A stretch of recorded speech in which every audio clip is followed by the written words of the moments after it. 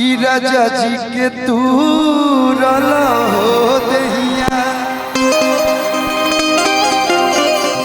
अरे उठे लाला हरिया पोरे पो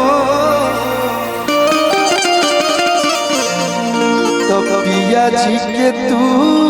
रला हो दहिया ना तो माइक आवे छे निको के देख ले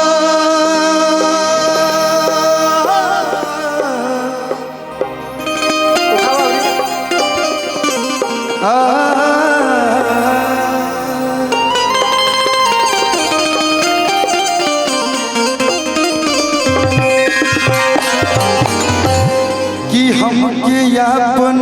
दास बना लो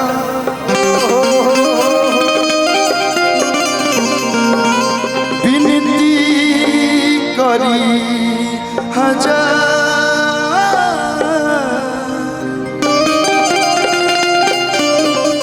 तोहरे चरण के धूल से मैया बनी तकदीर एगो बहुत छोट पर सज गइल माई दरबार एल्बम के नाम रे एगो पचरा गौले रहनी अरे निमिया के डाढ़ मैया अरे लावेली झुलू हवा निमिया के डाढ़ मैया हतलावेली झुलू हवा कि भैरो भैया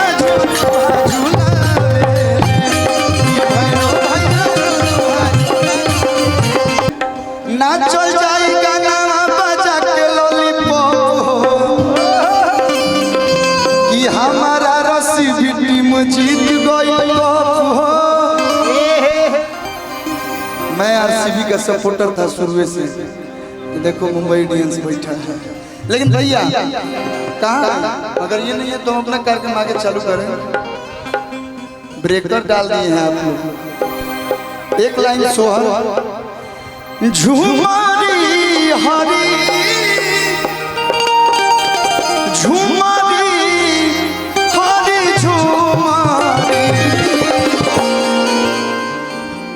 इन्हें माई बहन चाची लोग राइट साइड में लोग सब लोग के स्वागत बा सब लोग के प्रणाम बा झुमारी हरी झुमारी हरी झुमारी आज बबुआ के जने हो कि आज बबुआ भइले नंदलाल खेला हरी झुमारी आज बबुआ भइले नंदलाल हरी झुमारी झुमारी हरी झुमारी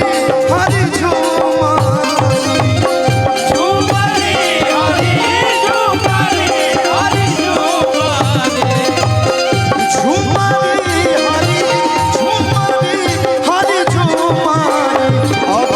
बबुआ भइले नंदलाल खेला हरी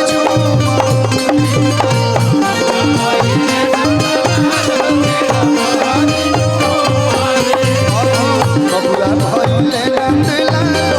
खेला हरी झुमारी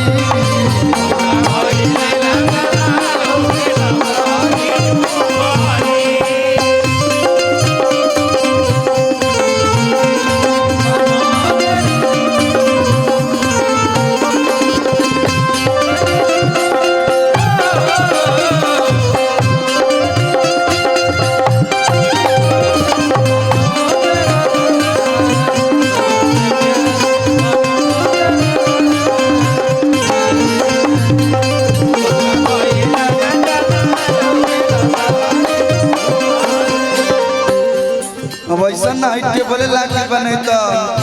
सुंदर सुंदर अप्सरा आई हैं उन लोग को भी बुलाते हैं लेकिन ठीक है आगल के का हम चाहब माननीय चेयरमैन साहब हेलो अजय भैया केक आपका आ गया है अब हम चाहते हैं कि आप इधर केक काटिए इसके बाद